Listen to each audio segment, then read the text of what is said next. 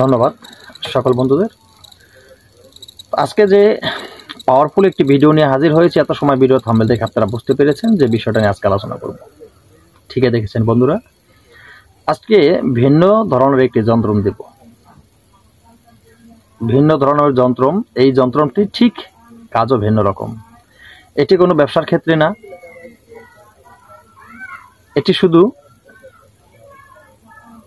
কিছু রোগ থেকে মুক্তি পাওয়ার জন্য, যাদের এই রোগগুলি আছে তারাই এই যন্ত্রটি আমার বলা নিয়ম মতন অঙ্কন করে আপনারা ব্যবহার করলে আপনারা এর সুফল পাবেন। এরা বহুবার পরীক্ষিত কাজ, অবশ্যই এর সুফল আপনারা পেয়ে যাবেন।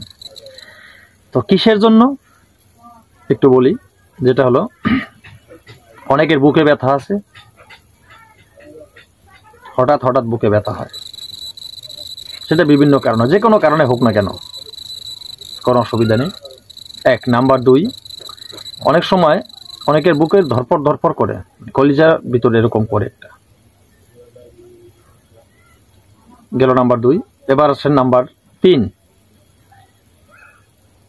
অনেক সময় দেখা যায় টিপ টিপ টিপ টিপ এরকম করে বুকের ভিতরে, যেরকম মনে করে এরকম কেমন যেন মানে খুবই একটি অস্থিরতা ভাব শরীরের ভিতরে অনুভব করা হয়। তখন কিছু আর ভালো লাগে না। তো এই যে মনে করেন বুকে ব্যথা, বুক ধরপড় করে, বুকের ভিতরে টিপ টিপ করে যে বিষয়গুলি, এই যে সমস্যাগুলি, আপনার দীর্ঘদিন ডাক্তারের ওষুধ খেয়েছেন, সমাধান পাননি। আমি আপনাকে আবারও বলি, পরীক্ষিত যন্ত্র আমার বলা নিয়ম মতন একাগ্রতার সাথে, বিশ্বাসের সাথে আপনি যদি এই যন্ত্রটি আমি যেভাবে বলবো এভাবে এটি দিয়ে কাজ করেন, আপনার এই সমস্যার থেকে খুব সহজে মাত্র 7 দিনের ভিতরেই আপনি এই সমস্যা থেকে মুক্তি পেয়ে যাবেন, একবারে মুক্তি পেয়ে যাবেন। 3 দিন খেলেই, এটা খাওয়ার জন্য আমি বলবো, 3 দিন যদি আপনি খান, তখনই আপনার এই সমস্যা দেখবেন প্রায় সমাধা হয়ে গেছে, অনুভব হচ্ছে না। কিন্তু আরও 4 দিন আপনি খাবেন, যাতে পরবর্তী টাইমে আর এই সমস্যাটা সামনে দেখা না যায়। তো সেই কথা কিভাবে, কোন নিয়মে খাবেন বলবো।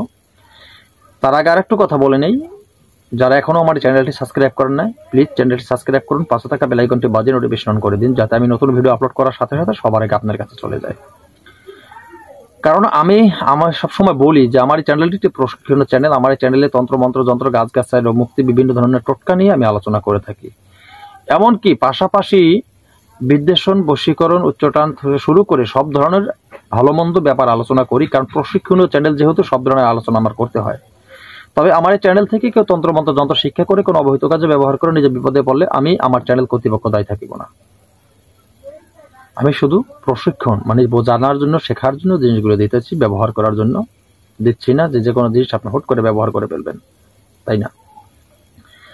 তো বন্ধুরা, এই যন্ত্রটি আপনারা কিভাবে অঙ্কন করবেন এবং কিভাবে এটি ব্যবহার করবেন, সেটি হলো, এই সমস্যাগুলি যাদের আছে তারা একমাত্র এই যন্ত্রটি সাদা কাগজে কাজ হবে না, ভোজ্যপত্রে কাজ হবে না। কি করবে কাজ হবে? পান পাতা, পান, যে পান মুখে দিয়ে খাওয়া হয়, সেই পান আপনার সংগ্রহ করতে হবে। পান পাতা, প্রতিদিন একটি পান পাতা, ঠিক আছে? প্রতিদিন একটি পান পাতা, নূতন পান পাতা। সেটা আপনার প্রয়োজন হবে কখন? সকালে। আপনি ঘুম থেকে ভোরবেলা উঠে একটি পান পাতার উপরে কেশর কালি দিয়ে, কেশর কালি, এখন বলতে পারেন যে গুরুজি কেশর কালি আবার কোনটা? দেখেন, আপনারা কেশর কালি ভিন্নভাবে কিনতে পারবেন না। যেটা দর্শকর্মা দোকান আপনারা চলে যাবেন, ওখানে গিয়ে আপনারা বলবেন মেশক জাফরান কালি, ওটার ভিতরেই কেশর কালি থাকে, মিশ্রণ করা থাকে, সেই কালিটা আপনারা নিয়ে আসবেন।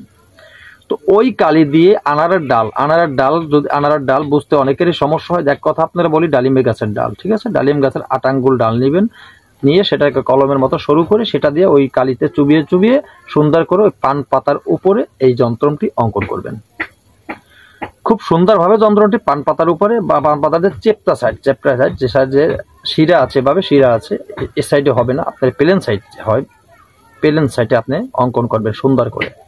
তো যন্ত্রটি অঙ্কন করবেন, যন্ত্রটি অঙ্কন করে শেষ পর্যায়ে নিচে দেখবেন আপনি যন্ত্রটি ভিডিও শেষে স্ক্রিনে দিয়ে দেবো, যেখানে ব্যক্তির নাম লেখা আছে আপনি ওইখানে রোগীর নাম লিখে দেবেন। আপনার নাম ওখানে উল্লেখ করবেন, আপনার নাম ওখানে উল্লেখ করার পরে পানের উপরে যে লিখে আপনি এই পানটি আপনি ভোরবেলা বাসি পেটে খাবেন। ভোরবেলা যদি আপনার অসুবিধা হয়, ভোরবেলা যদি আপনি ঘুম থেকে উঠে এই কাজটি করতে না পারেন, তাহলে আপনি করবেন কি রাতে এই কাজটি করবেন। অবশ্যই রাত্রে ভুল করবেন না। আপনি এশার আজানের পরে এই কাজটি করতে পারেন বা মাগরিব আজানের পরে আপনি এই যন্ত্রটি অঙ্কন করে সুন্দরভাবে আবার রাতে ভাত খাবার পরে আপনি এটি খাবেন, খেয়ে বিছানায় শুয়ে থাকবেন। এইভাবে সর্বোচ্চ 21 দিনের ভিতরেই আপনার এই রোগ থেকে চিরতরে আমি মুক্তি পেয়ে যাবেন, চিরতরে। তো বন্ধুরা, আশা করি বুঝতে পেরেছেন এই কথাগুলি।